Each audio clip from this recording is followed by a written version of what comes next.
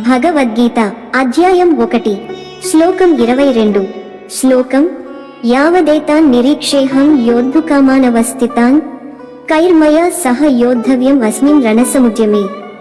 రథం మధ్యలో నిలిచింది. ఇప్పుడు అర్జునుడు తన లోపల గాఢంగా ఉన్న సందేహాన్ని ముక్తకంఠంతో వ్యక్తం చేస్తాడు. యావదేతాన్ నిరీక్షే అంటే ఈ యుద్ధరంగంలో నాకు వ్యతిరేకంగా నిలిచిన వారెవరో వారిని నేను స్పష్టంగా పరిశీలించాలి. ఈ రణసముద్యమంలో ఎవరితో నాకు యుద్ధం చేయాల్సి వస్తుందో తెలుసుకోవాలి. ఇక్కడి వరకు ధైర్యంగా ఉన్న అర్జునుడు ఇప్పుడు ఓ నిరాశ, ఓ ఆత్మ పరిశీలనతో తన మనసులో మాట చెప్పాడు. భావార్థం: ఈ శ్లోకంలో అర్జునుడు తన మనోభావాలను తొలిసారి పూర్తిగా బయట పెడుతున్నాడు. ఇతను ఒక యోధుడు, కానీ ఇప్పుడు పోరాడే ముందు ఆలోచిస్తున్నాడు. విపక్షంలో ఎవరు ఉన్నారు? వారు శత్రువులేనా లేక తనకెంతో సన్నిహితులా?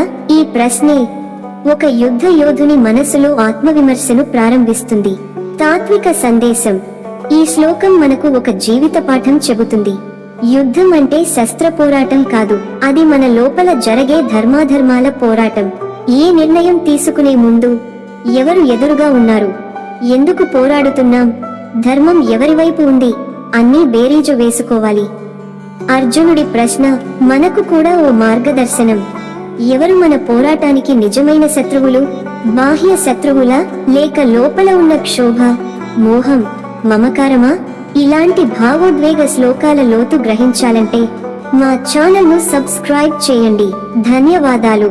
ప్రతి శ్లోకం మనస్సు ప్రశాంతంగా చేస్తుంది. గీతతో